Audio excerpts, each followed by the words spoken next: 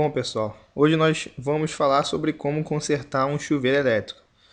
Inicialmente, claro que nós precisamos tirar o chuveiro elétrico, desconectar ele da sua posição inicial, fazer a soltura dele, né? Tirar ele da conexão hidráulica e também desfazer a conexão elétrica.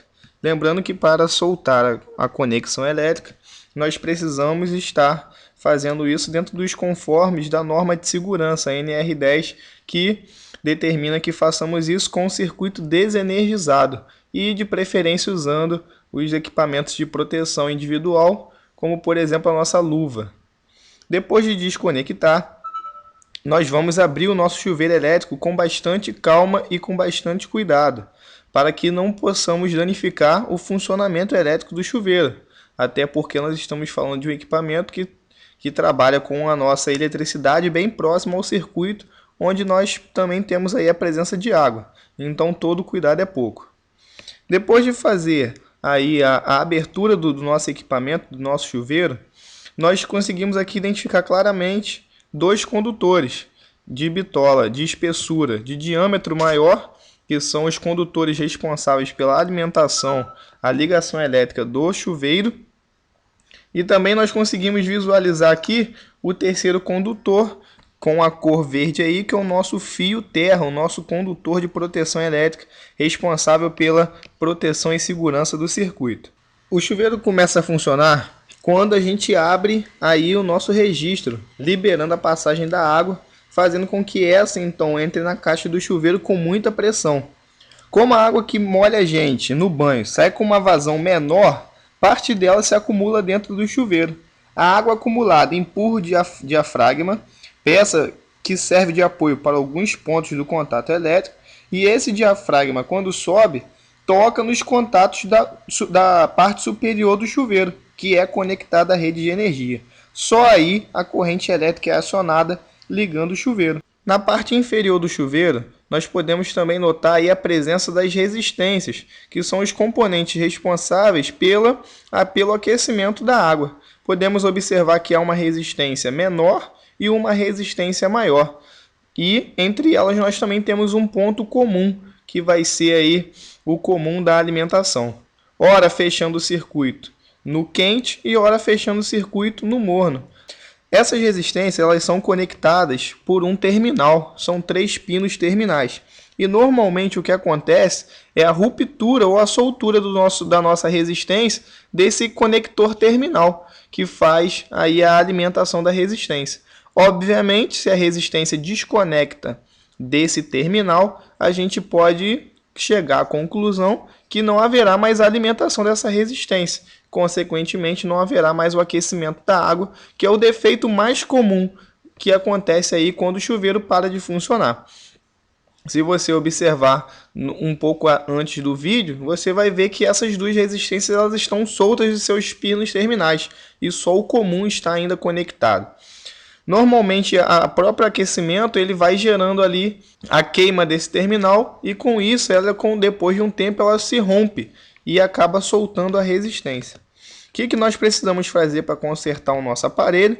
Precisamos agora repor a ponta, né?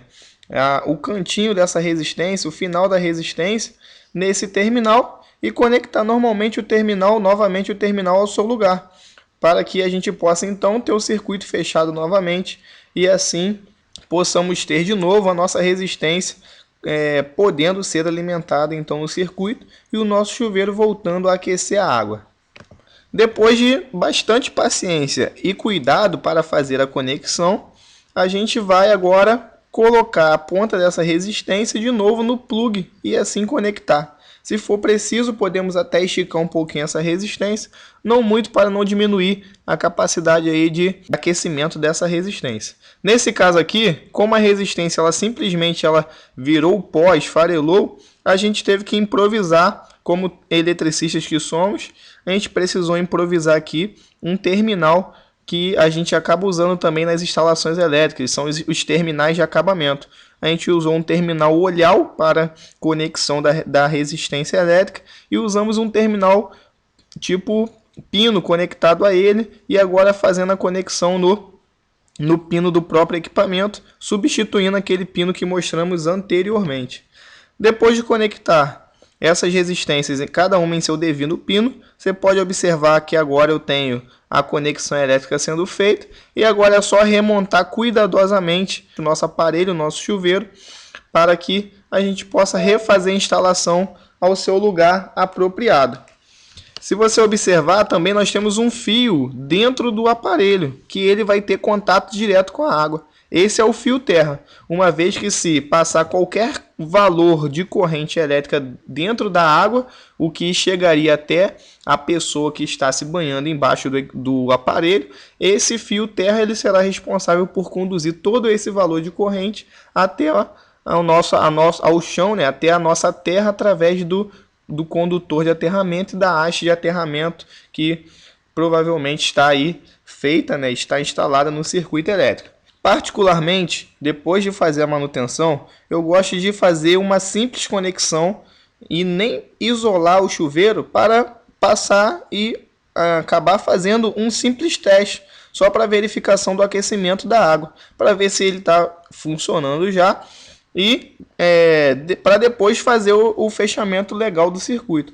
Por que isso? Porque se ainda tiver algum problema ou alguma má conexão, a gente está no meio do caminho e é mais fácil retirar novamente o chuveiro para fazer o reparo, né? Para refazer a manutenção. Então eu sempre gosto de fazer esse teste. Chuveiro aquecendo, água esquentando normalmente numa boa, funcionando perfeitamente.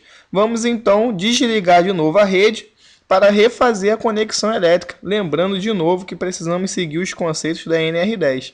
Então desconectamos aí a nossa rede de energia e fazemos a conexão cuidadosamente. Os cabos mais grossos aí que saem do chuveiro conectados ao fase e neutro da instalação. Lembrando que esse circuito é individual do chuveiro e que o nosso circuito, nosso aparelho é 127, por isso ligamos ele com uma fase e com um neutro e utilizamos um fio da instalação, o de 10 milímetros, porque o aparelho ele possui potência de 5.500 watts e necessita de um condutor de bitola maior para que não provoque o aquecimento por efeito Joule. Conectamos também o fio terra e a partir de então é só fazer a isolação dos condutores, é só fazer o acabamento aí da instalação e tudo pronto, chuveiro funcionando, acabou o nosso serviço.